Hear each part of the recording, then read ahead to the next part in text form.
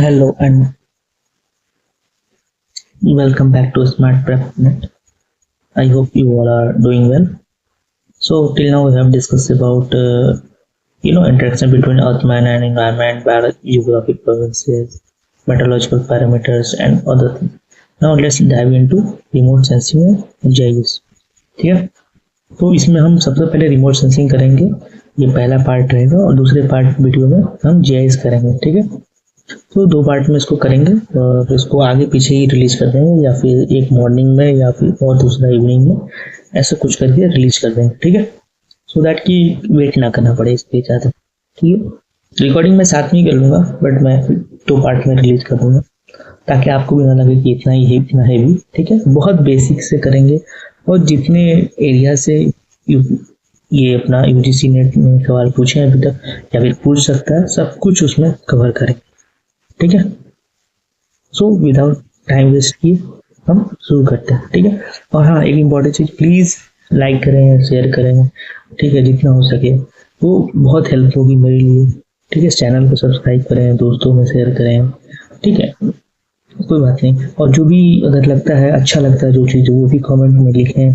जो खराब लगता है वो भी कमेंट में लिखें। और टेलीग्राम को चैनल को सब्सक्राइब करें। वहाँ पे जैसे ये पीडीएफ्स हैं पीवाईक्यूज के, या फिर क्वेश्चंस हैं टॉपिक्स पे। ठीक है, मतलब पीवाईक्यूज नहीं, उसके अलावा क्वेश्चंस, प्रैक्टिस क्वेश्चन, वो सब कुछ टेलीग्राम पे ही आएगा। नोट्स वो सब टेलीग्राम पे। ठीक है, तो वहाँ ज्वाइन कर सकते हैं। Okay, so let's start. तो सबसे पहले है कि व्हाट इज रिमोट सेंसिंग, कि रिमोट सेंसिंग है क्या। ठीक है, तो रिमोट मतलब सबसे पहले समझना, रिमोट मतलब दूर से, सेंस मतलब, ठीक है, कोई चीज को सेंस करना, देखना, सुनना। ठीक है, मतलब दूर से देखना। इस शब्द का ये तो मतलब हुआ, तो दूर से देखना। तो दूर से कैसे देखना, तो जैसे कि ये कहता है क्या है कि is the acquisition of information about an object और phenomena without making physical contact with the object. ठीक है, कि बिना उससे फिजिकल कॉन्टैक्ट किए हुए ना, दूर से हम, ठीक है, इंफॉर्मेशन को किसी ऑब्जेक्ट या किसी फेनोमेना के बारे में हम एक्विजिशन कर सके, मतलब अपने पास हासिल कर सके। ठीक है, लेकिन जो हमारा इन सिटू या ऑन साइट ऑब्जर्वेशन होता है उसमें ऐसा नहीं होता। हमें सपोज कि ये फॉरेस्ट के बारे में पढ़ना है। ठीक है, तो हमें इन सिटू में क्या करना होगा, ऑन साइट ऑब्जर्वेशन में, कि इस फॉरेस्ट में जाना होगा, मतलब इस फॉरेस्ट के फिजिकल कांटेक्ट में आना होगा। लेकिन रिमोट सेंसिंग क्या बोलता है कि ये एक हम सैटेलाइट है, ठीक है, या फिर कह सकते हैं एरोप्लेन भी इस्तेमाल कर सकते हैं, या फिर ड्रोन भी इस्तेमाल कर सकते हैं। ये सब रिमोट से मतलब टच में नहीं है ना, हम उसके ऊपर ले जाएंगे। वहां से फिर हम उसमें जो लगे कैमरे से हम देखेंगे कि, ठीक है, इसके बारे में जो भी डेटा है, इंफॉर्मेशन है फॉरेस्ट के बारे में, हम निकालेंगे। तो बिना उस एरिया में गए, ठीक है, बिना उस एरिया में गए, बिना उस एरिया के फिजिकल टच में गए, बिना उस सब्जेक्ट के फिजिकल टच में गए, हमने जो डेटा गैदर किया उसको क्या बोलते हैं, रिमोट सेंसिंग। तो रिमोट सेंसिंग कहाँ कहाँ यूज होता है, तो जियो फिजिक्स में होता है, जियोग्राफी में होता है, लैंड सर्वे में होता है, और साइंस के डिसिप्लिन में मोस्टली होता है, बट इन्वायरमेंट साइंस में होता है। जैसे फॉरेस्ट का स्टडी में हमें वाटर क्वालिटी या वाटर के बारे में जानना है, ठीक है, वाटर के टेम्परेचर जानना है इसके लिए। ठीक है, और हमें अगर शहर के इलाकों में अगर हमें पढ़ना है, सपोज कि हीट आइलैंड इफेक्ट बारे में, कि कितनी थर्मल हीटिंग होती है शहरों में कंपेरिजन टू गाँव में, तो वो सब चीज़ के लिए हम रिमोट सेंसिंग का यूज करते हैं। ठीक है, तो इन्वायरमेंट साइंस में भी इसका बहुत ज़्यादा स्कोप है, खासकर प्रेजेंट टाइम में और भी ज़्यादा है, क्योंकि बहुत सारी जगह, जैसे बहुत सारे डेंस फॉरेस्ट है जहाँ पे एक्सेसिबल नहीं है कि आप जा सके, तो हम क्या करेंगे कि दूर से ही करेंगे। ठीक है, स्टडी विदाउट गए हुए, तो क्या यूज करेंगे, सैटेलाइट का उपयोग करेंगे, या ड्रोन का इस्तेमाल करेंगे, या फिर हेलीकॉप्टर एरोप्लेन का इस्तेमाल करेंगे।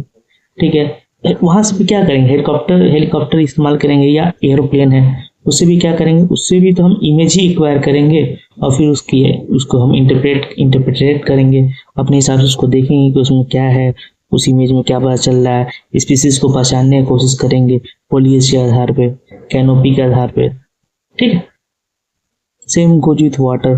ठीक है, कि हम कई बार जैसे टेम्परेचर लेना है, सी सरफेस टेम्परेचर, तो पॉसिबल नहीं है ना कि हर लोकेशन का जाके हम जहाज से ही लें, ठीक है, शिप ले जाएं और वहां से लें, नहीं, नॉट पॉसिबल। तो हम क्या करेंगे कि हम सैटेलाइट के थ्रू, ठीक है, इंफ्रारेड सेंसर्स के थ्रू हेल्प से हम ये सब करेंगे।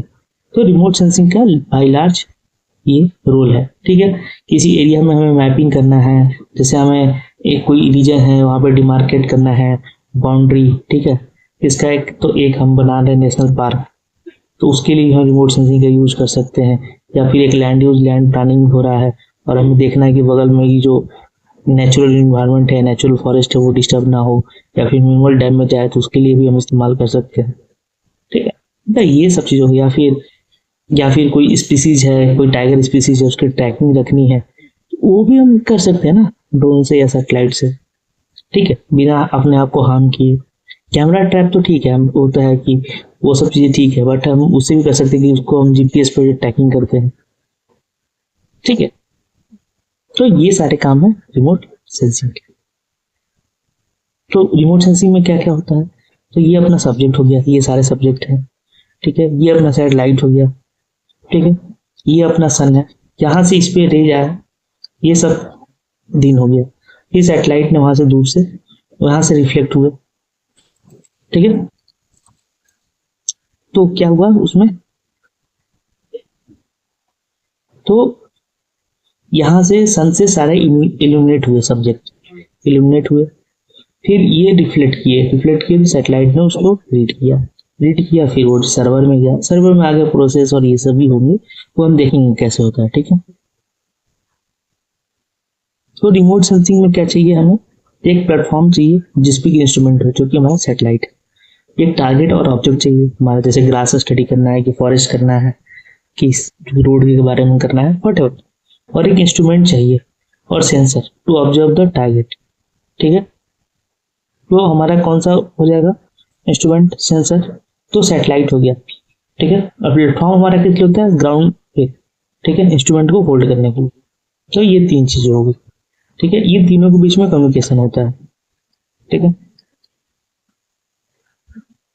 फिर रिमोट सेंसिंग में क्या है, सोर्स ऑफ लाइट इधर फ्रॉम सन और आर्टिफिशियल, कोई इल्यूमिनेशन का सोर्स होना चाहिए। मतलब सपोज कि ये जंगल है, suppose, sorry for my drawing, but ये जंगल है, तो ये अंधेरे में नहीं दिखेगा ना, अगर सैटेलाइट यहाँ ऊपर में सैटेलाइट है, सब कुछ उसको नहीं दिख रहा है ना अंधेरे में, ठीक है। तो या तो ये हम कर सकते हैं कि उसमें ऐसा सेंसर लगाए, जैसे कि इंफ्रारेड सेंसर, वो अंधेरे में देख सकता है, ठीक है।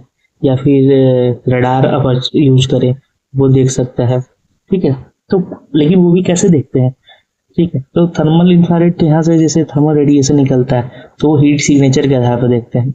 जो रडार है वो क्या करते हैं, यहाँ पे अपना वो रेडियो वेव्स को छोड़ते हैं, ठीक है। वो यहाँ से टकरा के वापस जाते हैं, तो कोई यहाँ टकराया तो थोड़ा पहले लेट से जाएगा, जो यहाँ टकराया ऊपर में पहले जाएगा, तो ठीक है, उसके हिसाब से, सब्जेक्ट के हिसाब से, सब्जेक्ट के टाइप स्ट्रक्चर के हिसाब से वो उस हिसाब से पहुंचते हुए, तो उस हिसाब से वहाँ फिर वो रीडिंग करता है। तो कोई ना कोई इल्यूमिनेशन का सोर्स चाहिए। उसके बाद क्या है कि ऑब्जेक्ट चाहिए इंटरेस्ट का, किसमें करना है। फिर sensor mounted on a platform चाहिए जो कि इंफॉर्मेशन गैदर कर सके। फिर रिसेप्टर चाहिए अर्थ में, कि अब तो ये इन्फॉर्मेशन गैदर कर लिया सेंसर ने, एक अर्थ में भी चाहिए ना जिसको इन्फॉर्मेशन वो भेज सके। ये सिस्टम ट्रांसलेट करे रिमोट सेंसिंग इन्फॉर्मेशन को डेटा में, यूजेबल डेटा में, कि वो जो भेजा वो उसको इस तरह से बनाए कि लोग समझ सके, ठीक है। और एक्सपर्ट्स चाहिए जो कि ट्रांसलेट कर सके डेटा को मैप्स में, ताकि मैप से कॉमन लोग भी उसको समझ सकें। फिर है प्रिंसिपल्स ऑफ रिमोट सेंसिंग, जिसमें क्या इलेक्ट्रॉनिक मैग्नेटिक रेडिएशन है, interaction of EMR, electronic magnetic radiation, energy sources है, एटमॉस्फेरिक इंटरेक्शंस है, रिजोल्यूशन है, प्लेटफॉर्म्स एंड सेंसर्स है, तो इस सब को देखते हैं। तो सबसे पहले इलेक्ट्रोमैग्नेटिक रेडिएशन, तो ये हमारा रिमोट सेंसिंग में होता है। तो ईएमआर क्या है, वो एनर्जी है that travels in waves at speed of light, it is fundamental medium of remote sense. तो ईएमआर क्या है, इलेक्ट्रोमैग्नेटिक रेडिएशन है, वो एक तरह की एनर्जी है जो कि वेव्स के रूप में ट्रेवल करता है स्पीड ऑफ लाइट है, उसकी स्पीड क्या है, स्पीड ऑफ लाइट की तरह, ठीक है। तो वेव प्रॉपर्टी उसमें क्या है, इलेक्ट्रोमैग्नेटिक, तो वेव प्रॉपर्टी उसमें दोनों प्रॉपर्टी आता है उसमें, वेव भी और पार्टिकल भी। वेव क्या हो गया, उसमें वेवलेंथ होता है, फ्रीक्वेंसी होता है, स्पीड ऑफ लाइट होता है, ठीक है। उसका रिलेशनशिप कैसे था, speed of light equal to, ठीक है, wavelength into frequency. Particle property क्या होगा कि वो फोटोन और एनर्जी अपने साथ कैरी करता है, तो वहां पे एनर्जी इक्वल्स हो जाएगा एच वी। तो एच वी, एच यहाँ पे क्या, प्लैंक्स कांस्टेंट, ठीक है। तो Planck constant into speed of light divided by wavelength, ठीक है। ये ऐसे चलता है, ऐसे, ये ऐसे एनर्जी चलता है, ठीक है। और ये मान के चलो ये ऐसे भी चलता है, ये मतलब ये पार्टिकल मोशन भी करता है। मैं कैसे दिखाऊं, ठीक है। तो समझो कि ये हो गया, अगर ये ऐसे ऐसे चल रहा है तो ये ऐसे भी चलता है, ठीक है। ये, ठीक है, मतलब ये अगर एक एक्सिस हो गया, अगर ये एक एक्सिस है और एक दूसरा एक्सिस है, तो ये तीसरे एक्सिस की तरफ भी जाता है, ठीक है। ये ऐसे चलता है, ये थ्री डायमेंशन में इलेक्ट्रोमैग्नेटिक रेडिएशन, और ये हर दोनों तरह के बिहेवियर दिखाता है, वेव भी और पार्टिकल भी चलते हैं। तो इलेक्ट्रोमैग्नेटिक फिर स्पेक्ट्रम की बात की गई है, तो वो क्या होता है, तो the range of all possible frequencies of electromagnetic radiation, कि जो इलेक्ट्रोमैग्नेटिक रेडिएशन है उसका जितना पॉसिबल फ्रीक्वेंसीज है उन सबको हम क्या बोलते हैं, इलेक्ट्रोमैग्नेटिक स्पेक्ट्रम, ठीक है। एक लिमिट होगा ना, कि जो इलेक्ट्रोमैग्नेटिक रेडिएशन है तो उसका एक लिमिट होगा कि इतने, ठीक है, उसका फ्रीक्वेंसी होगा कि इतने फ्रीक्वेंसी लेके इतने फ्रीक्वेंसी का रेंज है, तो टोटल क्या बनते हैं, इलेक्ट्रोमैग्नेटिक स्पेक्ट्रम। तो उसमें क्या क्या होता है, तो उसमें विजुअल लाइट होता है जिसका कि क्या होता है, वेवलेंथ 0.4 से 0.7 माइक्रोमीटर, ठीक है। अगर नैनोमीटर में बोले तो 400 से 700 नैनोमीटर के आसपास। उसमें उसमें जो ब्लू होता है वो 0.4 से 0.5 होता है, ग्रीन 0.5 से 0.6 होता है, रेड 0.6 से 0.7 होता है। फिर उसके बाद आता है नियर इंफ्रारेड, जो कि 0.7 से 1.3 होता है। उसमें भी कई तरह के होते हैं, नियर इंफ्रारेड, इंफ्रारेड, फार इंफ्रारेड, ठीक है। ये एक शॉर्ट वेव इंफ्रारेड होता है जो कि 1.3 से 3.0 होता है। ये किससे, sensitive to water content in vegetation and soil. इस सब पे पीआईक्यू जाते हैं, ठीक है, तो याद रखना है। स्ट्रॉन्ग रिफ्लेक्शन हेल्दी वेजिटेशन द्वारा कम करता है, नियर इंफ्रारेड में होता है। फिर है थर्मल इंफ्रारेड, ये 8 से 14 माइक्रोमीटर होता है, ये हीट को, इमिटेड हीट को ऑब्जर्व करता है। फिर है माइक्रोवेव, वो 1 mm से 1 मीटर तक होता है। ये इतना इसका वेवलेंथ बड़ा होता है कि क्लाउड को आराम से पेनिट्रेट कर जाता है और कुछ कुछ वेजिटेशन को भी। तो ये एक्टिव रिमोट सेंसिंग में काम आता है। तो यहाँ पे देखेंगे ये है इलेक्ट्रोमैग्नेटिक स्पेक्ट्रम, जो, ठीक है, जो हम लोग को लाइट दिखता है ना वो विजुअल रेंज में दिखता है, मतलब इससे और इतने में, ठीक है, इतने इतना ही हम देख पाते हैं, 400 to 700। उसके आगे जो जाता है, जो इलेक्ट्रोमैग्नेटिक रेडिएशन होता है वो होता है इंफ्रारेड।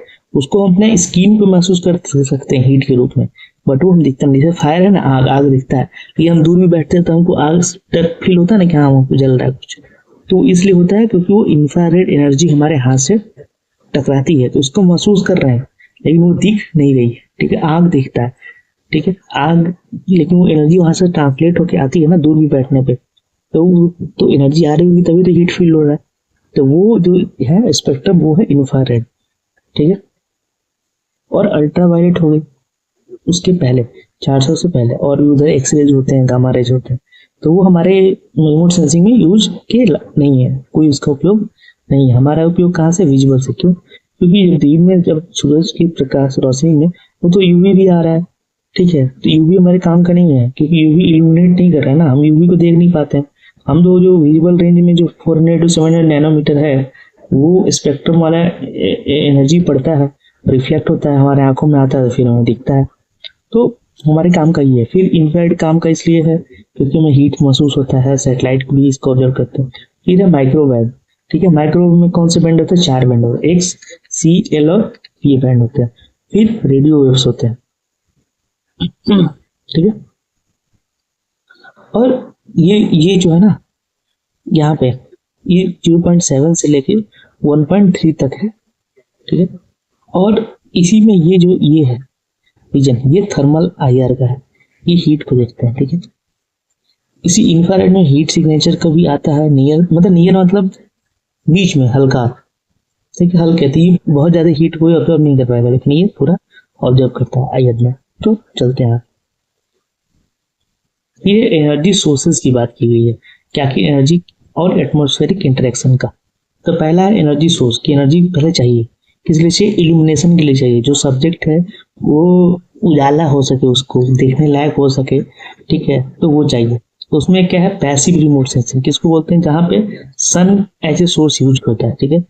पैसिव रिमोट सेंसिंग मतलब सन का रोशनी आया, ये सन है, और ये दिखने लगा, सन की रोशनी पड़ी इस पेड़ पे, ये दिखने लगा, तो सैटेलाइट ऊपर है, उसने देख लिया, कहा ठीक है, उसने इसको यहाँ पे एनर्जी आई और यहाँ से रिफ्लेक्ट हुआ लाइट, उसको दिख गया। जो हम आंख में भी देखते हैं, साइंस में पढ़ते हैं ना, हम जो देखते हैं कलर, चेयर, जो भी है घर में, वटेवर जो भी देखते हैं, वो सब क्या है, उस ऑब्जेक्ट से लाइट रिफ्लेक्ट होके आते हैं हमारे आंख में, रेटिना पे, ठीक है, तो फिर वहां पे हम वो हमारा रीड होता है। तो सेम सैटेलाइट के साथ भी है कि इस पे जो सन की लाइट आई, इल्यूमिनेट हुआ ये ऑब्जेक्ट, और यहाँ से फिर ये लाइट रिफ्लेक्ट होकर सैटेलाइट के सेंसर पे गया, और सेंसर ने फिर रीड किया कि हाँ ये ग्रीन के आ रहे हैं, तो ये ऐसे पेड़ है, ठीक है। सेम गोज विथ व्हाट, दूसरा है सेंसर, दूसरा है एक्टिव रिमोट सेंसिंग, कि सेंसर यूज होते हैं।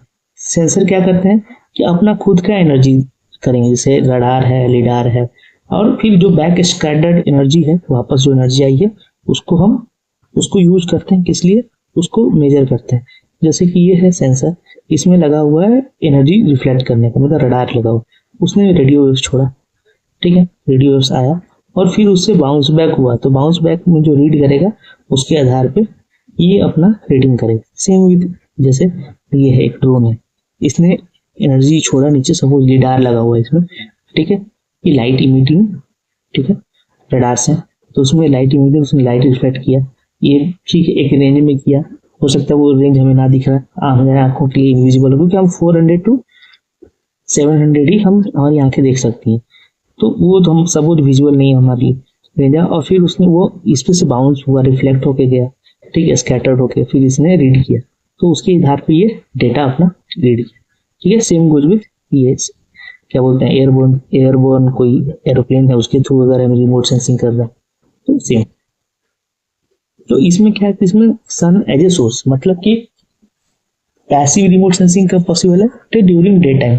और एक्टिव रिमोट सेंसिंग क्या है, तो उसमें तो जो सैटेलाइट है वही प्रोवाइड कर रहा है source of light. Source of light मतलब ये नहीं कि सन की तरह लाइट, नहीं, हो सकता है रेडियो वेव्स में हो सकता है इंफ्रारेड में हो, ठीक है, तो जरूरी नहीं कि हमें दिखे, ठीक है, लेकिन वो जो इंस्ट्रूमेंट लगा है उसको वो दिख रहा है लाइट, ठीक है, तो वो उसके रेंज में है, जरूरी नहीं कि हमारे आंखों के रेंज में हो।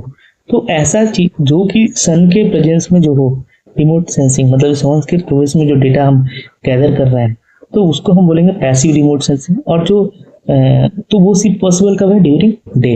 लेकिन जो एक्टिव रिमोट सेंसिंग है वो कब पॉसिबल है, वो तो रात में भी पॉसिबल है, क्योंकि वो तो खुद का ही, वो खुद सोर्स लेके घूम रहा है, जो सैटेलाइट है, तो वो तो खुद ही सेंस लिया, चाहे ये एयरक्राफ्ट है चाहे ड्रोन है, ये इसमें खुद में नहीं सेंसर रहती, खुद ही इल्यूमिनेट करेंगे ऑब्जेक्ट को, खुद ही रीड करते जाएंगे, इल्यूमिनेट करते जाएंगे, रीड करते जाएंगे, ठीक है। तो उनको मतलब नहीं है डे है या नाइट है। चलते हैं नेक्स्ट।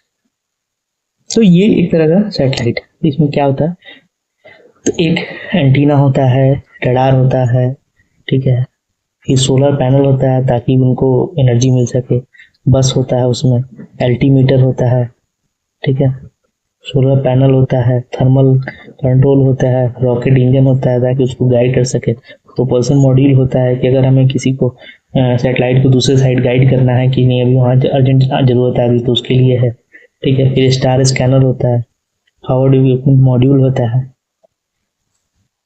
ठीक है। अब चलते हैं नेक्स्ट। तो वही है एक्टिव सेंसर और पैसिव सेंसर, सेम बात है।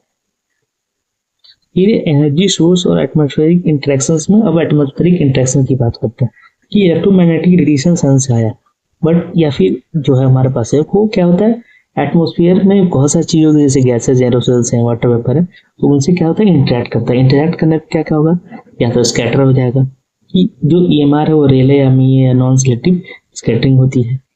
एड्जॉर्प्शन होता है, convert EMR into other forms of energy, EMR को किसी और फॉर्म्स ऑफ एनर्जी में कन्वर्ट कर लिया, ठीक है, फिर टकराया तो उसको हीट में कन्वर्ट कर लिया, ठीक है, एग्जाम्पल उसका। फिर एटमॉस्फेरिक विंडो की बात है, तो वो वेवलेंथ का रीजन है जहाँ पे EMR पास कर सकता है एटमॉस्फेयर से, ताकि उसमें मिनिमम एटेन्युएशन हो, मिनिमम कम से कम बदलाव हो। तो ये सबसे जरूरी है एटमॉस्फेरिक विंडो, ठीक है, रिमोट सेंसिंग के लिए, ताकि कम से कम चेंज हो, ताकि सही से सही डेटा आ सके, सही से सब्जेक्ट मेरा इल्यूमिनेट हो सके।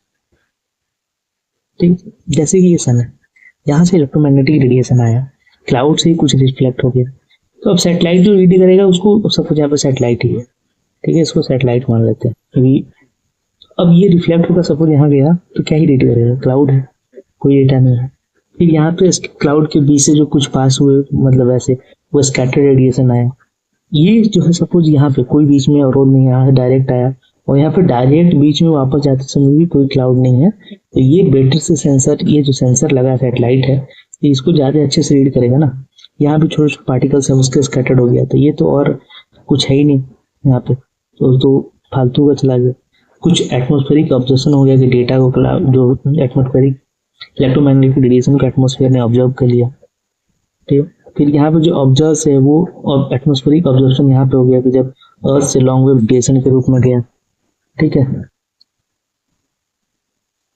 तो ये सब ऐसे होता है, ठीक है, ये स्कैटर्ड हो गया, एब्जॉर्ब हो गया, तो ऐसे ही होता है, ठीक। ये है कि इंटरेक्ट करता सरफेस से, तो क्या क्या होगा, रिफ्लेक्ट हो सकता है, बाउंस बैक हो जाए सरफेस से, या फिर सरफेस द्वारा ऑब्जर्व किया जाए, या फिर ट्रांसमिट कर दिया गया, मतलब सरफेस के नीचे ही चला जाए, ठीक है। तो रिफ्लेक्शन हम पढ़े थे ना, ratio of reflected energy to incident energy, ठीक है। रिफ्लेक्टेंस क्या बोलते हैं, रेशियो ऑफ रिफ्लेक्ट, कितना एनर्जी रिफ्लेक्ट हो गया, जितना आया, सपोज 100 यूनिट आया और उसमें से 60 चला गया, तो रेशियो क्या है, reflected energy to incident energy, ठीक है। तो इन दोनों की रेशियो क्या होगा, वो रिफ्लेक्टेंस कहलाता है। Different features have unique spectral reflectance signatures, कि अलग अलग अर्थ के फीचर्स है, जैसे फॉरेस्ट का अलग अपना स्पेक्ट्रल रिफ्लेक्टेंस सिग्नेचर है, पानी का अपना अलग होगा, ठीक है, एक साफ लेक का अलग होगा, गंदे लेक का अपना अलग होगा, अपना स्नो कैप्ड माउंटेन्स का अलग होगा, ठीक है, बैरन माउंटेन्स का अपना अलग होगा, शहरों का अपना अलग होगा, जो काली पट्टी वाली रोड है उसका अलग होगा, ठीक है, डिपेंड करता है, ठीक है। अब सबका अलग अलग स्पेक्ट्रल रिफ्लेक्टेंस होता है, मतलब अलग अलग वो रेशियो है। क्या चीज का रेशियो है, कि कितना एनर्जी आया और कितना एनर्जी रिफ्लेक्ट हुआ, कि किसी में होगा कि 100 आएगा, 40 ही रिफ्लेक्ट होगा, ठीक है, उसमें से 20 ऑब्जर्व हो गया, 40 पास हो गया कहीं और नीचे की तरफ। तो वो हर सब ऑब्जेक्ट का मतलब अलग अलग है। हम यहाँ पे ट्री सबको, ह्यूमन बीइंग सबको ऑब्जेक्ट की तरफ से सब्जेक्ट के रूप में सिर्फ सब्जेक्ट टर्म डिनोट करेंगे, ठीक है। तो सारे सब्जेक्ट का अपना अलग अलग स्पेक्ट्रल सिग्नेचर होता है, ठीक है, रिफ्लेक्टेंस सिग्नेचर होता है। तो अब जैसे कि सपोज कि उसी के आधार पे जब ये रिफ्लेक्ट होकर जाएगा और रिमोट सेंसिंग जो सैटेलाइट है, सेंसर लगा उसके पास आया, तो उसके आधार पे ये जितना रिफ्लेक्शन आया है ना, उसके हिसाब से ये आइडिया ये रीड करता है। इसमें ऐसा सिस्टम लगा हुआ है, मतलब टेक्नोलॉजी लगी हुई है, कंप्यूटराइज किया गया है, ठीक है, प्रोग्राम्स लगे हुए हैं कि इतना आए तो उसके आधार पे मतलब ये कितना है, ये सिग्नेचर इस जोन में है, ठीक है। इसी रिफ्लेक्टेंस के आधार पे कलर भी डिसाइड करते हैं कि हाँ यहाँ से रिफ्लेक्शन आ रहे हैं, उस सब्जेक्ट का कलर क्या है, या फिर उस सब्जेक्ट का क्वालिटी कैसा है, ठीक है, वो सब कुछ इसी में डिसाइड होता है। वो पढ़ेंगे आगे, ठीक है, कि spectral signatures, the lot of reflectance, ठीक है, as a function of wavelength for a specific feature, ठीक है, कि स्पेसिफिक फीचर में कुछ कुछ वेवलेंथ अपना रिफ्लेक्ट करते हैं और कुछ कुछ दूसरे फीचर्स के लिए करते हैं, जैसे वेजिटेशन के लिए। The high near infrared reflectance due to cell structure, low visible specially red absorption due to, ठीक है, क्लोरोफिल। तो जो वेजिटेशन है उसका हाई क्या है, नियर इंफ्रारेड क्या है, रिफ्लेक्टेंस है। तो नियर इंफ्रारेड रिफ्लेक्टेंस मतलब ये 0.8 से, तो ये है ना हाई, दिख रहा है ना, तो 0.7 से बाद से, तो ये है हाई है बिल्कुल। उसमें कारण दिया गया cell structure, low visible absorption due to chlorophyll है, कि अब्जॉर्प्शन ज्यादा नहीं होता।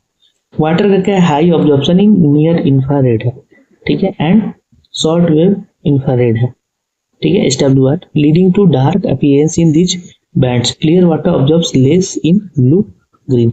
तो वाटर देखिए, वाटर क्या है, कि जो भी रिफ्लेक्शन उसका जाते किसमें, इसमें नियर इंफ्रारेड में क्या हाई ऑब्जॉर्प्शन था, जो इलेक्ट्रोमैग्नेटिक रेडिएशन है वो पूरा का पूरा ऑब्जर्व हो जा रहा था, रिफ्लेक्ट नहीं हो रहा है, बहुत ज्यादा हाई है ऑब्जॉर्प्शन उसका, तो वहां पे दिखता ही नहीं है, तो सिर्फ इसी रेंज में हम उसको रीड कर पाते हैं। सॉइल का क्या है, generally increasing reflections with the wavelength influenced by moisture content, organic matter and texture. तो उसका कह रहा है कि जैसे जैसे वेवलेंथ बढ़ते जाता है वैसे उसका रिफ्लेक्शन प्रॉपर्टीज भी बढ़ते जाते हैं, ठीक है। तो इसी के आधार पे हम पता लगाते हैं रिमोट सेंसिंग के थ्रू कि वो उसको आइडिया लग जाता है, रिमोट सेंसिंग प्रोग्राम किया हुआ कि हाँ इतना रिफ्लेक्शंस आए, इतना उनका रेशियो है, अगर सोलर EMR अपना इतना है और रिफ्लेक्ट होकर इतना ही % आ रहा है तो हाँ इसका मतलब ये है, और इस वेवलेंथ पे आ रहा है तो उसका मतलब ये है। वेवलेंथ और कितना आ रहा है उसका के आधार पर हम डिसाइड करते हैं, ठीक है। ये है हमारा blue, green, red, near infrared, ठीक है। नियर इंफ्रारेड कितना, 7 से 1100 तक।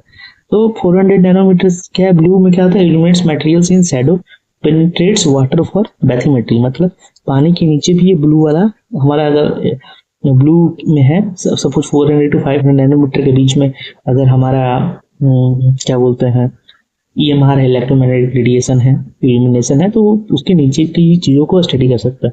फिर ये ग्रीन भी पेनिट्रेट कर जाता है वाटर बैथीमेट्री के लिए, discriminates oil and surface from water, identifies vegetation. Red क्या है, partially penetrates water for bathymetric, differentiates vegetation. ये क्या करता है, detects camouflage, netting, map, shore line, तो ये सब होता है। फिर है शॉर्ट वेव इंफ्रारेड जो 1100 से नैनोमीटर से लेकर 3000 नैनोमीटर तक है, ठीक है। ये डिस्क्रिमिनेट करता है ऑयल को वाटर से, डिटरमाइन मॉइस्चर कंटेंट करता है, डिटेक्ट फ्लूम्स करता है, डिस्क्रिमिनेट कैमोफ्लेज करता है। फिर है मिड वेव इंफ्रारेड, तो ये डिस्क्रिमिनेट करता है targets at night, differentiate ocean temperature, जैसे ओशन टेम्परेचर में सपोज यहाँ का टेम्परेचर लग रहा है तो उसके बीच में डिफरेंशिएट कर लेता है, ठीक है। क्योंकि ये मिड वेव इंफ्रारेड है और यही यूज होता है कहा थर्मल इमेजिंग, थर्मल मतलब हीट सिग्नेचर को जानने के लिए कि ये टेम्परेचर, इसका टेम्परेचर कितना है, इसका टेम्परेचर कितना है, ठीक है। क्यों, क्योंकि डिफरेंट टेम्परेचर होगा तो इनका जो रेडिएशन है वो भी तो डिफरेंट वेवलेंथ में होगा। हम पढ़े हैं ना पहले के चैप्टर्स में, जो हीट होता है अर्थ का, वो हीट बजट में पढ़े थे कि वो अपना रेडिएट करता है हीट, तो वाटर भी अगर हीट है तो भी रेडिएट करेगा। तो सपोज इसका अगर टेम्परेचर अलग है 40 डिग्री है और इसका 30 डिग्री है, तो इन दोनों का वेवलेंथ भी तो अलग अलग वेवलेंथ में करेंगे, तो उसी को ये रीड करता है, उसके आधार पर ये डिसाइड करता है कि हाँ इनका टेम्परेचर इतना है, ठीक है। फिर लॉन्ग वेव इंफ्रारेड है, तो ये थर्मल एनालिसिस के लिए भी इस्तेमाल होता है ये भी, और वेजिटेशन डेंसिटी, सॉइल टाइप के लिए भी इस्तेमाल होता है। तो यहाँ पे पूरा दिया हुआ, इससे सवाल भी आते हैं, ठीक है। कि ब्लू का क्या है, तो पेनिट्रेट्स करता है वाटर में, सेंसिटिव टू एटमॉस्फेरिक स्कैटरिंग है, डिस्टिंग्विश करता है सॉइल फ्रॉम वेजिटेशन से, एप्लीकेशन का मैपिंग वाटर बॉडी बैथीमेट्री के लिए, वेजिटेशन मैपिंग के लिए है। फिर ग्रीन है, तो ग्रीन का भी है कि sensitive to chlorophyll in healthy vegetation, differentiating vegetation types, assessing vegetation vigour. तो ये वेवलेंथ भी पूछता है एग्जाम में कि कितने वेवलेंथ की, तो याद रखना। रेड 0.63 से 0.69 है, तो ये करता है strongly observe by healthy vegetation. फिर एप्लीकेशन का ये सब विजुअल बैंड में आते हैं, ठीक है। ये विजुअल क्यों, हमारे आंखों से दिखता है कलर, ब्लू ग्रीन रेड हमें दिखता है। ये ट्रू कलर इमेजिंग है, अर्बन मैपिंग के लिए भी यूज होता है, विजुअल के लिए बेसिक्स, लैंड कवर क्लासिफिकेशन के लिए। फिर है नियर इंफ्रारेड, अब ये सारे इंफ्रारेड है यहाँ तक, ठीक है। 0.76 माइक्रोमीटर से 0.90 माइक्रोमीटर है, ये highly reflected by healthy vegetation है, स्ट्रांगली ऑब्जर्व बाय वाटर है। तो वाटर में ऑब्जर्व कर लिया जाए, मतलब कि वो रिफ्लेक्ट नहीं कर रहा है तो वहाँ क्या दिखेगा, कुछ नहीं दिखेगा, ब्लैक ब्लैक दिखेगा, तो इसका मतलब समझ जाएंगे क्या है, वो वाटर है। सपोज कि हम रीड कर रहे हैं और वहाँ पे डेटा ही नहीं आया काला, तो डेटा दिखाया कि है ही नहीं, मतलब ब्लैंक हो गया, तो मतलब क्या है कि स्ट्रांगली ऑब्जर्व बाय वाटर है, मतलब वो वाटर बॉडी है। ये NDVI और वेजिटेशन हेल्थ में दिखता है, बायोमास के लिए, ठीक है, एस्टिमेशन के लिए यूज होता है। तो ये एक बार पॉज करके अच्छे से पढ़ लेंगे, ठीक है, कि सॉफ्टवेयर किसके लिए होता है, फिर हमारा शॉर्टवेव इंफ्रारेड किसके लिए होता है, फिर हमारा थर्मल इंफ्रारेड किसके लिए होता है, और फिर हमारा पैन क्रोमेटिक होता है। तो पैन क्रोमेटिक का ब्रॉड विजिबल रेंज है, हाई स्पेशियल रेजोल्यूशन है, कैप्चर्स, ठीक है, ग्रे स्केल इमेज है, ब्लैक मतलब हल्का ब्लैक एंड व्हाइट जिसको बोलते हैं, कैसे ब्लैक एंड व्हाइट नहीं कहेंगे बट ग्रे स्केल थोड़ा अलग होता है। उसके बाद रडार जो होते हैं अपने खुद के भेजते हैं, माइक्रोवेव भेजते हैं, ठीक है। वो फिर सारे वेदर में काम करते हैं, लाइटनिंग में भी, sensitive to surface roughness, moisture और स्ट्रक्चर, ये काम करते हैं फ्लड मैपिंग में, फॉरेस्ट बायोमास एस्टिमेशन में, आइस स्नो मॉनिटरिंग में, जियोलॉजिकल मैपिंग में, ठीक है। तो ये सब चीज़ों में यूज करते हैं। तो ये देख लो ना, उससे सवाल बनते हैं। उसके पहले वालों से भी सवाल आए हुए हैं, अगर इसको समझो कि समझिए कि आप हर स्लाइड से सवाल आते ही आते हैं, ठीक है। तो इसमें हर स्लाइड पे अच्छे से ध्यान दें। फिर है स्पेशियल, स्पेक्ट्रल और रेडियोमेट्रिक और टेम्पोरल रिजोल्यूशन। इससे भी क्लाइंट भी आए हुए हैं कि रिजोल्यूशन कितने प्रकार के होते हैं, ठीक है। तो रिजोल्यूशन क्या है? तो रिजोल्यूशन हमारा है कि कितने हम अच्छे से डिटेक्ट कर पाते हैं, किस चीज को डिटेक्ट कर पाते हैं। तो तो वो ये होता है कि उस इमेज में कितना डिटेल है, ठीक है। रिजोल्यूशन मतलब कि डिटेल कितना कैप्चर हुआ किसी एक इमेज में, उसको बोलते हैं रेजोल्यूशन। वो कितने प्रकार के होते हैं? 4। कौन कौन से? स्पेशियल, स्पेक्ट्रल, रेडियोमेट्रिक और टेम्पोरल। अब एक एक करके समझते हैं। तो पहला है स्पेशियल रेजोल्यूशन। तो इसका the size of smallest detectable feature on the ground, ठीक है, उसको बोलते हैं स्पेशियल रेजोल्यूशन।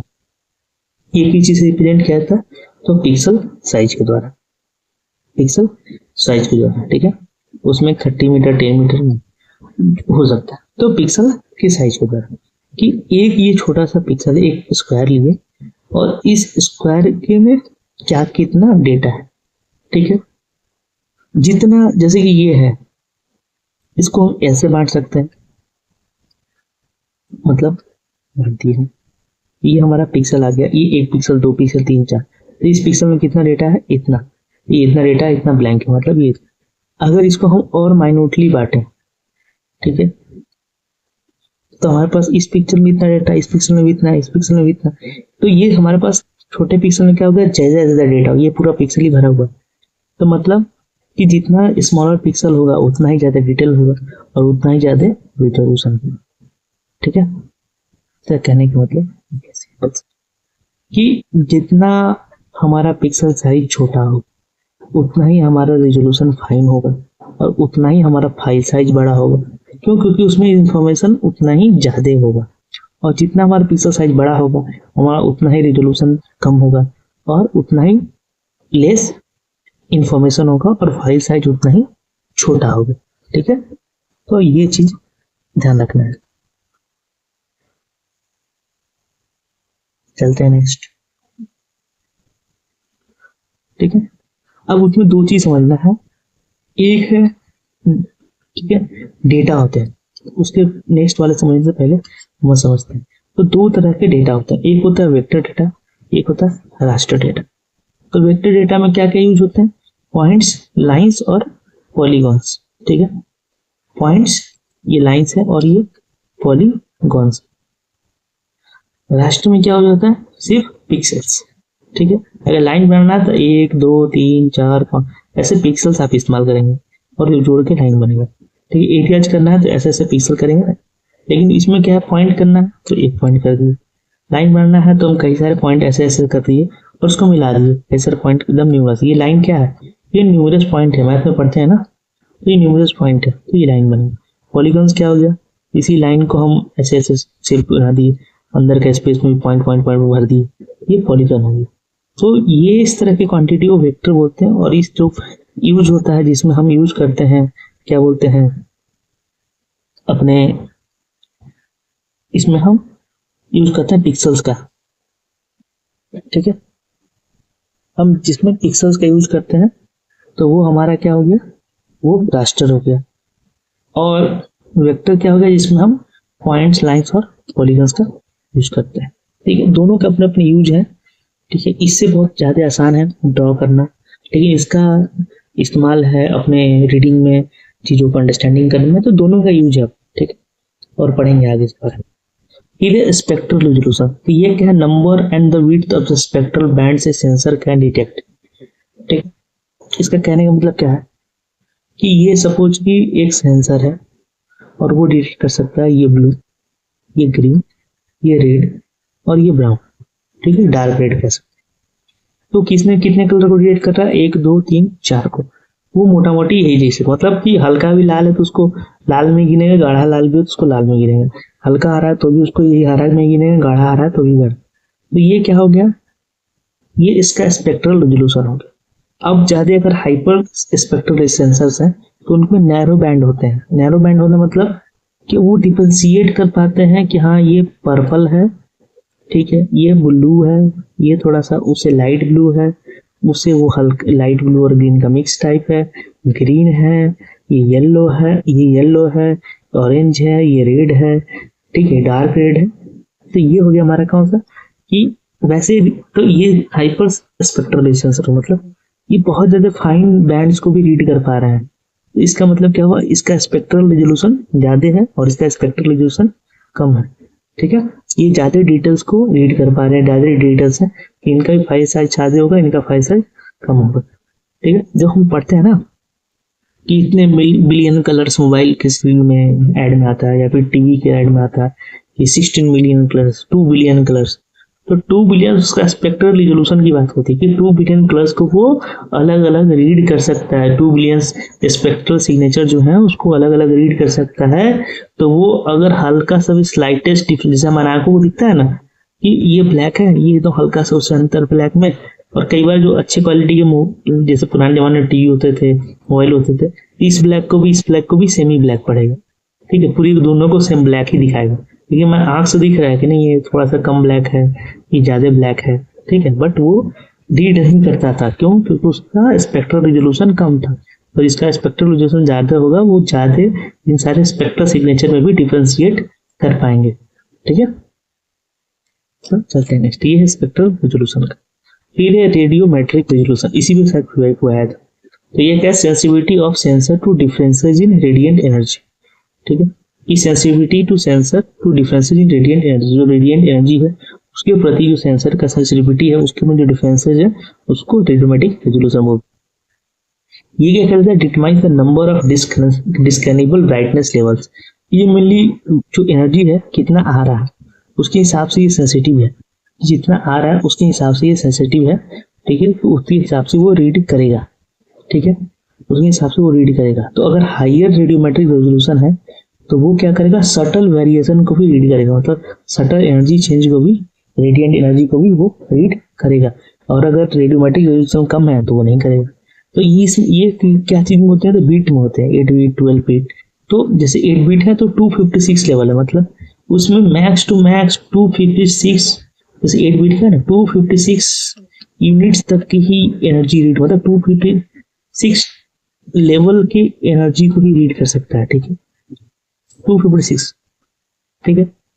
फिर एक 2 बीट रेजोल्यूशन, मतलब कि 4 लेवल की एनर्जी को ही रीड कर सकता है चारी तरह, ठीक है। देखो यहाँ पे देखो इसमें क्या है, ये हल्का सा व्हाइट है, डार्क है, ये सब रीड किया ना, ये क्या किया, उस सबको एक ही मान लिया ना, एक ये कलर 2 है 3 है, देखा जाए तो इसी हिसाब से एक और होगा 4 है, ये कलर और ये कलर सेम दिख रहा है ना, लेकिन यहाँ पे ये और ये अलग दिख रहा है, क्यों?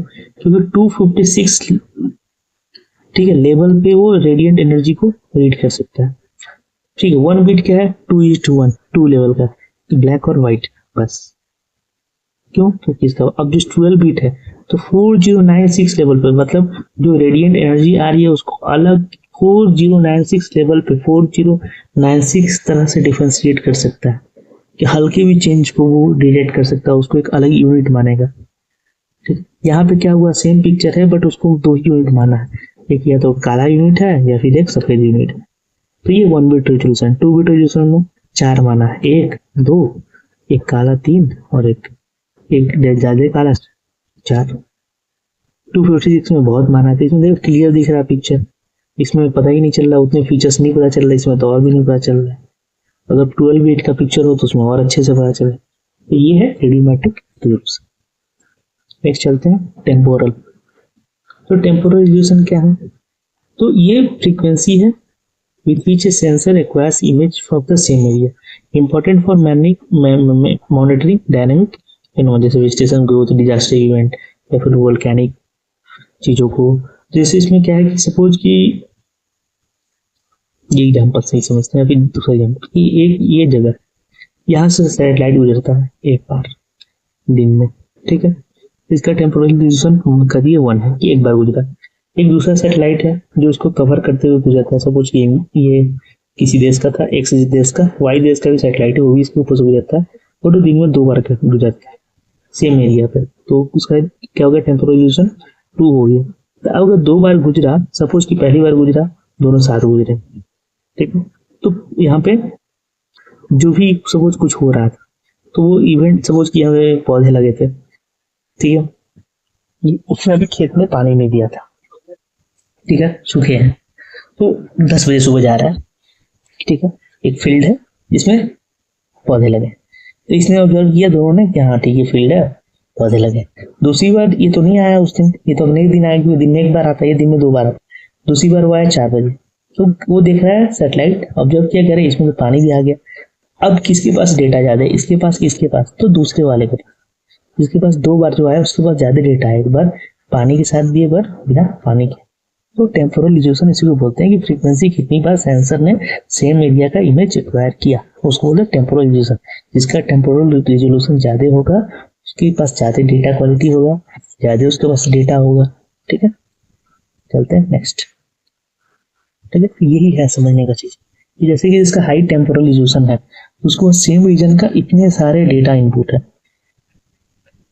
ठीक है, और लो टेम्पोरल रिज़ॉल्यूशन मतलब कि दिन में 1 2 3 4 5 बार, मतलब कि सब डिसाइड किया कि तुम कितनी बार गया, तो 5 बार गया, ये है कितनी बार गया, तो 15 बार गया, 10 बार गया, तो किसके पास ज्यादा इनपुट होगा, इसके पास। और इसके पास डेटा पॉइंट क्या है, 1 2 3 4 5, सेम टाइम फ्रेम में इसके पास डेटा पॉइंट है 1 2 3 4 5 6 7 8 9 10 11 12 13 डेटा पॉइंट है। तो किसके पास, किसका रिज़ॉल्यूशन ज्यादा होगा टेम्पोरल, तो इसका होगा, इसके पास ज्यादा डेटा है, ठीक है। चलते नेक्स्ट,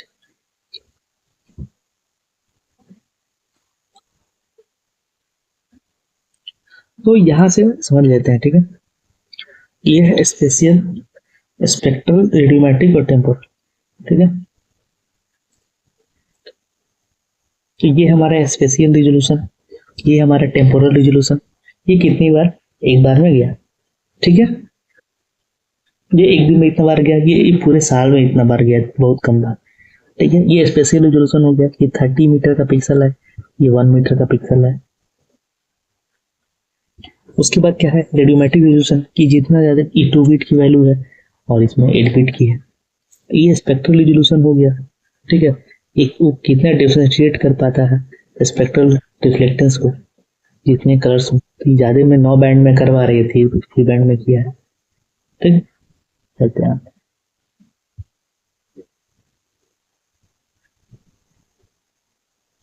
फिर digital processing, digital image processing. तो digital image processing involves manipulating and analysing digital image to extract information. कि अब हमने फोटो खींच लिया तो ऊपर से, अब हमें क्या करना है, उसका प्रोसेसिंग करना है। प्रोसेसिंग में क्या होता है, मैनिपुलेट करते हैं, एनालाइज करते हैं डिजिटल इमेज को, ताकि उससे इंफॉर्मेशन, हम मैक्सिमम इंफॉर्मेशन निकाल सके, ठीक है। फोटो खींचे तो उस फोटो से समझते क्या है, उसमें लाल है तो क्या है, वो काला है तो क्या है, वो दिख रहा है वैसा तो क्या है, उसका मतलब क्या है, वो ये सब चीजों को हम करने के लिए क्या करते हैं, डिजिटल इमेज को प्रोसेस करते हैं। तब चलते हैं उसके प्रोसेस में, तो उसमें एक होता है पहले प्री प्रोसेसिंग स्टेज, ठीक है। ये एसेंशियल है ताकि जो भी डिस्टॉर्शन है हमारे इंस्ट्रूमेंट में या फिर तरीके में, ठीक है, अपने क्या बोलते हैं, तरीके में या फिर इंस्ट्रूमेंट्स में, उस सबको पहले सही करें। तो उसमें सबसे पहले होता है radiometric correction, correction for variation in sensor response, atmospheric effects and illumination condition की। जैसे कि सब वो सेंसर लगाए हम पैसिव, ठीक है, सैटेलाइट में, और कह रहे नहीं हम रात में ही रीड करेंगे डेटा, पॉसिबल है नहीं, पॉसिबल है, रात को सन नहीं है ना, नाइट में सन नहीं है, तो इल्यूमिनेट हो ही नहीं रहा सब्जेक्ट, ठीक है, तो वो अच्छे से नहीं आएगा। या फिर हम शाम के समय में ले रहे हैं एकदम डेटा, तो नहीं आएगा ना अच्छे से सैटेलाइट से। अगर हम दोपहर में ले तो बहुत सही से आएगा, तो उसमें मस्त अपना इलेक्ट्रोमैग्नेटिक रेडिएशन अच्छे से है, हमारा सब्जेक्ट बहुत अच्छे से इल्यूमिनेटेड है। अगर हम कहें कि नहीं हम क्लाउड के समय लेंगे, तो क्लाउड तो ऑब्स्ट्रैक्ट करेगा ना, तो क्लाउड है तो उसमें हम कहें कि नहीं चलो भाई हम अगर एक्टिव से लेते हैं कि उसके पास खुद का है अपना, ठीक है, वो खुद से एनर्जी छोड़ेगा रडार और फिर से रीड करेगा, तो वो हो सकता है, हाँ ठीक है, पॉसिबल है। लेकिन नहीं हम कहेंगे नहीं क्लाउड है, अभी हम पैसिव से करेंगे, तो नहीं, वो तो क्लाउड बीच में आ जाएगा, तो क्लाउड का ही फोटो आएगा, तो आएगा। तो ये सब हमारा क्या है, रेडियोमेट्रिक करेक्शन है, ये सब करेंगे कि उसके हिसाब से correct the variations in sensor response, कि सेंसर के हिसाब से कि कैसा कैसा हम चेंज करेंगे। एम टू कन्वर्ट, ठीक है, digital number two physical meaningful unit. ठीक है, जो डिजिटल नंबर हमारा आ रहा है उसको हम फिजिकली मीनिंगफुल यूनिट में कन्वर्ट कर सकते हैं, जैसे कि रेडियंस में, रिफ्लेक्टेंस में। इसमें एटमॉस्फेरिक करेक्शन करते हैं, जैसे कि रिमूव करते हैं हेज को या स्कैटरिंग इफेक्ट को कॉल्ड बाय एटमॉस्फेयर। उसके बाद है जियोमेट्रिक करेक्शन, ये correction for geometric distortion introduce by sensor optics. ठीक है, कि सेंसर मान लो थोड़ा ऑब्लिक है, या फिर होता है आपने मोबाइल में फोटो खींचोगे देखो ये सीधा पोल हमें जो दिख रहा है हल्का सा ऐसे एंगल बन के आता है, तो वो सब करेक्शन करने के लिए। फिर आज के रोटेशन से जो आता है जियोमेट्रिक उससे है, फिर ट्रेन के वेरिएशन से आता है कि ट्रेन तो 3D है ना, हमें इमेज कैसे दिखाना है 2D, तो उसके करेक्शन करना है। फिर प्लेटफॉर्म मूवमेंट अगर हो रहा है उसको हम करेक्ट करना है, फिर उसकी एरर को या फिर उसके मूवमेंट को हम निगेट कर सके या फिर उसको एडजस्ट कर सके। ठीक है, अलाइन कर सके इमेज को to the known map projection के लिए, तो उस रीजन में कौन सा मैप प्रोजेक्शन काम करेगा। ठीक है, एक वीडियो उस पर भी लेंगे मैप पे। ठीक है, इससे भी थोड़े बहुत सवाल आते हैं, अगर यहाँ नहीं आते तो उसमें तो आते ही हैं, क्या बोलते हैं एपीज में, सिस्टम में, या फिर और भी साइंटिस्ट के एग्जाम में। ठीक है, इन्वायरमेंटल साइंटिस्ट के, इन्वायरमेंटल इंजीनियरिंग के एग्जाम में आते हैं, तो वो सब भी देख लेंगे एक बार, हम उसकी अलग से बना देंगे। ठीक है, ये ग्राउंड कंट्रोल पॉइंट्स होते हैं किसमें, जियोमेट्रिक करेक्शन के लिए, कि easily identifiable points in the image and on the map used to geometric transformation, की मतलब ग्राउंड पे एक पॉइंट हम लगाए हुए हैं और उस इमेज को सुपर इम्पोज करते हैं, तो उसके आधार पे मैच कर सके कि हाँ उसका रीजन से हम दूसरे को करेक्ट कर सके। ये सब है ग्राउंड कंट्रोल पॉइंट्स। फिर रीसैम्पलिंग का है कि new pixel value to the geometrically corrected image को हम देते हैं, नियरेस्ट नेबर की बात है, या बाइलिनियर इंटरपोलेशन करते हैं, क्यूबिक कन्वोल्यूशन करते हैं। ठीक है, कि क्यूबिक कन्वोल्यूशन में रहता है, जैसे ये है ना, इसका वैल्यू 4 है, उसके बगल वाले का वैल्यू 3 देते हैं। ठीक है, करेक्ट करते हुए तो चलते हैं आगे। उसके बाद आप फोटो खींच लिए, अब हम इमेज को इनहांस करेंगे, एडिटिंग करते हैं ना फोटो अपना अच्छा से। देखो सिंपल सा समझाते हैं कि पहले फोटो खींचने से पहले क्या था, प्री प्रोसेसिंग। तो प्री प्रोसेसिंग वो वाले लोग हैं जो फिल्टर लगा के फोटो खींचते हैं, कि एडवांस में फिल्टर लगा रही है। ठीक है, इंस्टाग्राम पे फोटो खींच रहे हैं, एडवांस में फिल्टर लगा के फोटो खींच रहे हैं, क्या उसमें कुत्ता बिल्ली लगाना है लगा दिए, अपने आप को गोरा काला जिसको जैसा पसंद जैसा दिखना है वैसे करिए एडवांस में, और उसके बाद फोटो खींचे, वो हो गया प्री प्रोसेसिंग। इमेज इनहेंसमेंट क्या है, अब फोटो हम खींच लिए हैं, अब उसको लिए हैं बैठ के हम फोटोशॉप या लाइटरूम या फिर उस तरह के इल्यूमिनार या और तरह के प्रोग्राम में अब हम उसकी मतलब थोड़ी अपनी फोटोज को एकदम टेंट पेंट कर रहे हैं, मोटे को पतला कर रहे हैं, पतले को मोटा कर रहे हैं, मतलब फटे होते। ठीक है, स्मार्ट देन बना रहे हैं उसको। ठीक है, वैसे एवरीवन इज स्मार्ट, लेकिन फिर भी दिल नहीं मानता ना। ठीक है, सोसाइटी में कुछ ऐसा सिस्टम ही है कि दिल नहीं मानता लोगों का, तो वो कर रहे हैं। तो वो उसमें किस में आता है, इमेज इनहेंसमेंट में, कि कंट्रास्ट इनहेंसमेंट कर रहे हैं, कि स्टेज कर रहे हैं range of pixel values to utilise the full dynamic range of the display, तो पूरा डायनेमिक रेंज इस्तेमाल कर सकें। लीनियर स्टेज करते हैं या हिस्टोग्राम इक्वलाइजेशन करते हैं। ठीक है, based on the histogram to maximise the contrast. Spatial filtering कर रहे हैं, ये पिक्सल वैल्यू को मॉडिफाई कर रहे हैं नेबरहुड के आधार पे, इनहेंस और सप्रेस सर्टेन फीचर्स, जैसे अपने भी फोटो में कुछ फीचर्स को इनहेंस या सप्रेस करने के लिए करते हैं ना, या फिर हम शार्पनेस बढ़ाते हैं ताकि फीचर्स फाइन दिखे, तो वो सब कर रहे हैं। फिर लो पास फिल्टरिंग कर रहे हैं, रिड्यूस कर रहे हैं नॉइज को या ब्लर कर रहे हैं एजेस को, हाई पास फिल्टरिंग कर रहे हैं, शार्पनेस कर रहे हैं एजेस को या डिटेल्स उसमें एक्स्ट्रा निकाल रहे हैं। ठीक है, तो ये सब है इमेज इनहेंसमेंट का। ये करते हैं कब हम, बाद में फोटो खींचने के बाद। ये है इमेज ट्रांसफॉर्मेशन का, ये कंबाइंस और transform data from multiple bands to create a new image that highlight specific features.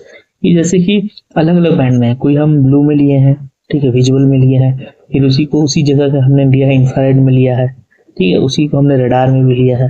ठीक है, अब तीनों को हमने क्या किया, कंबाइन करके एक नया फोटो बनाया, ताकि अगर कोई फीचर इसमें मिस हो गया था रिकॉर्ड होना, इसमें हो जाए, इसमें जो मिस हो गया था इसमें रिकॉर्ड हो जाए। ठीक है, अब हम सेम एरिया का सेम जगह पे सेम रिजोल्यूशन में लिए हुए, तो उसमें हम बैंड डिसीजन, ठीक है, divides the DN digital number of one band by another to highlight spectral differences and reproduce topographic effect.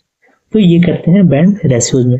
फिर है नॉर्मलाइज्ड डिफरेंस वेजिटेशन इंडेक्स, इस पे PYQ आ चुका है, NDVI पे नॉर्मलाइज्ड डिफरेंस वेजिटेशन इंडेक्स। तो कैसे निकालते हैं, तो NIR near infrared minus red divided by near infrared plus red, ठीक है।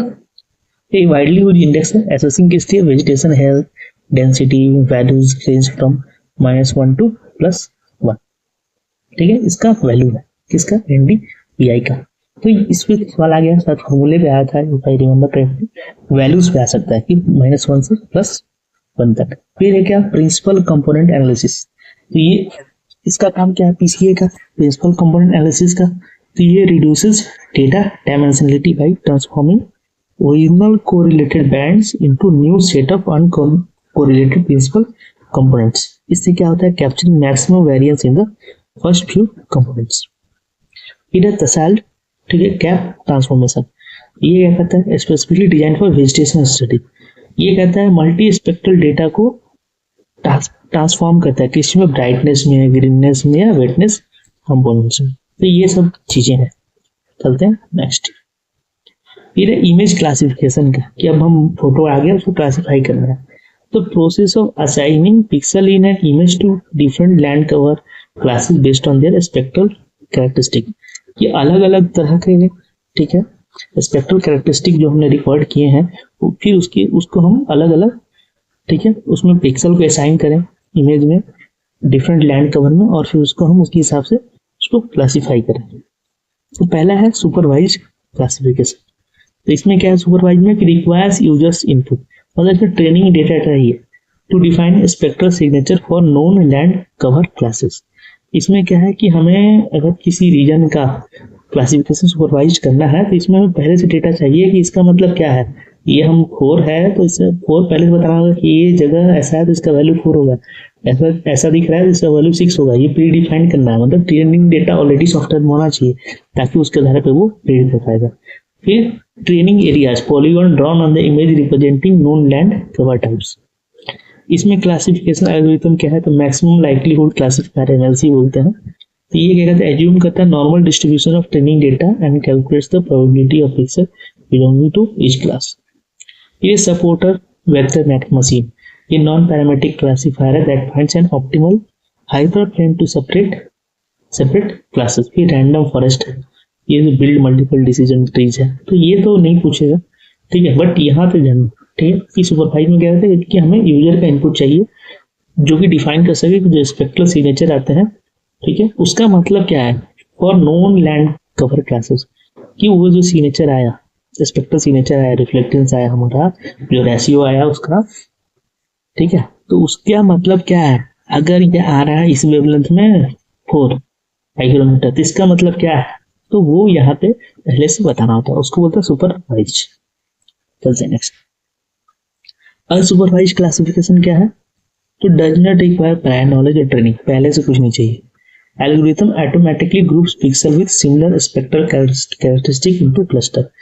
इसमें क्या कहता है एल्गोरिथम, उसको कहा गया है कि ये है पिक्सल, ये ऐसे पिक्सल बने हुए हैं, ठीक है, सॉरी फॉर माय ड्राइंग। तो उसमें कहा गया कि जहां जहां 4 आए, ठीक है, तो उसको लाल दिखाना, रेड, ठीक है, उसमें ऑलरेडी फिट है। जहां जहां नहीं सॉरी, जहां जहां तुम्हें रेड दिखे,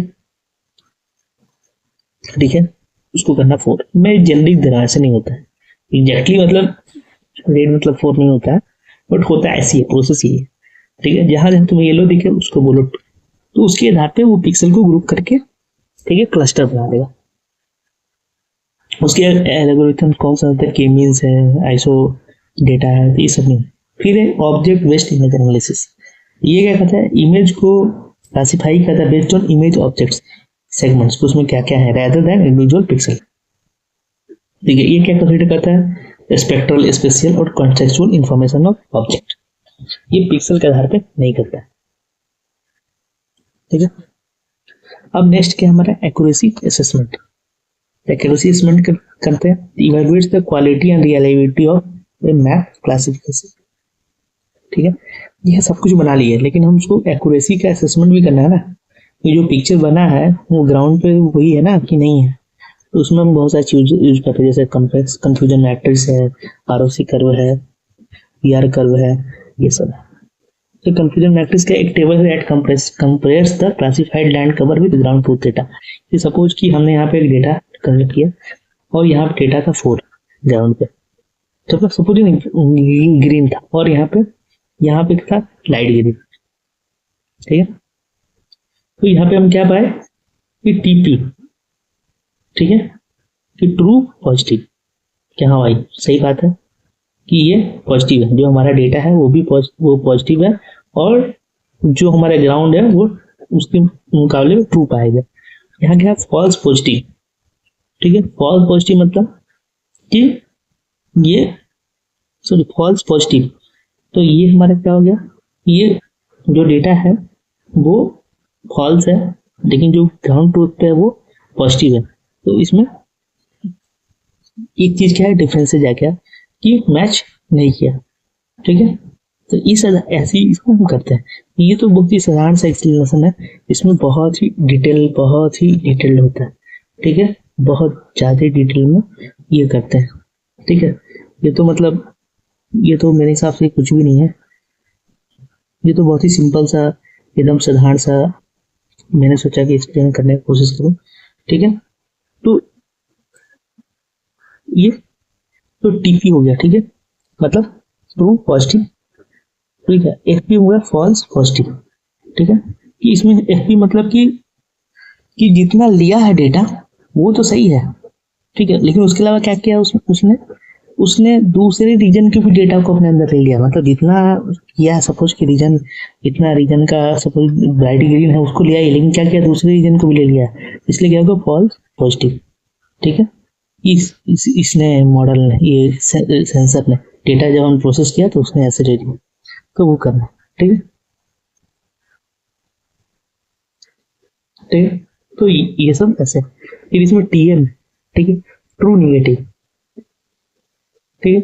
तो ट्रू निगेटिव मतलब कि हाँ सही बात है कि जो चीज इसके में नहीं है ट्रू निगेटिव, तो जो चीज इसमें नहीं है उसको करेक्टली प्रेडिक्ट किया है, ठीक है, कि वो इसमें इस एरिया में वो डेटा नहीं है, इस एरिया में कोई भी ब्लू नहीं है, ट्रू निगेटिव, तो उसने प्रेडिक्ट किया है, ठीक है। तो ऐसे करके फिर उसके अलावा ओवरऑल एक्यूरेसी देखते हैं, प्रोड्यूसर्स एक्यूरेसी देखते हैं, प्रोड्यूसर्स एक्यूरेसी देखते हैं, यूजर्स एक्यूरेसी देखते हैं, ठीक है, कप्पा कोफिशिएंट है, तो ये फिर अब हम क्या करेंगे ग्राउंड ट्रूथिंग करेंगे, ठीक है। ग्राउंड ट्रूथिंग, तो ग्राउंड ट्रूथिंग क्या है, प्रोसेस है collecting actual data on the ground to verify and calibrate remote sense data and derived product, ठीक है। लैंड कवर मैप क्रूशियल किस लिए, calibration, validation, training, data interpretation, इसके लिए। क्यों, क्योंकि सपोज कि हमने रिमोट सेंसिंग से तो कर लिया कि हमने ये फोटो ले लिया, ठीक है, इंटरप्रेट भी कर लिया, प्रोसेस भी कर लिया, इमेज को सब कुछ कर लिया, लेकिन ग्राउंड से एक बार मैच करके हम कंफर्म करते हैं कि 100% सेम टू है ना।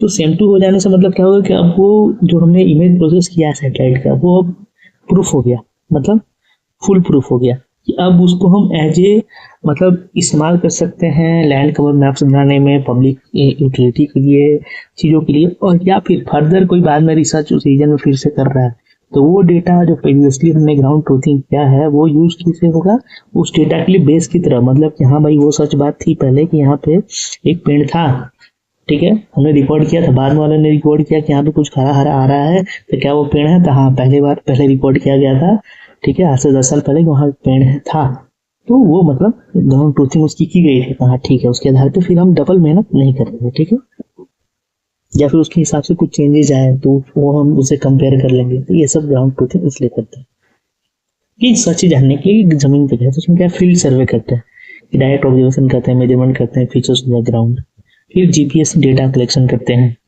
कि प्रिसाइज जियोग्राफिक कोऑर्डिनेट्स को सैंपल पॉइंट्स पे हम करते हैं, फोटोग्राफ लेते हैं उस जगह का जाके, ठीक है, ट्रांजेक्ट और क्वाड्रेंट्स बना के हम सैम्पलिंग करते हैं, एक्सपर्ट नॉलेज का वो उस एरिया में जो लोकल रेसिडेंट्स हैं एक्सपर्ट्स हैं उनके नॉलेज को यूटिलाइज करते हैं, एंसेलरी डेटा जैसे पहले से एग्जिस्टिंग मैप्स हैं, रिपोर्ट्स है, हिस्टोरिकल डेटा है उसका उससे मिलान करते हैं।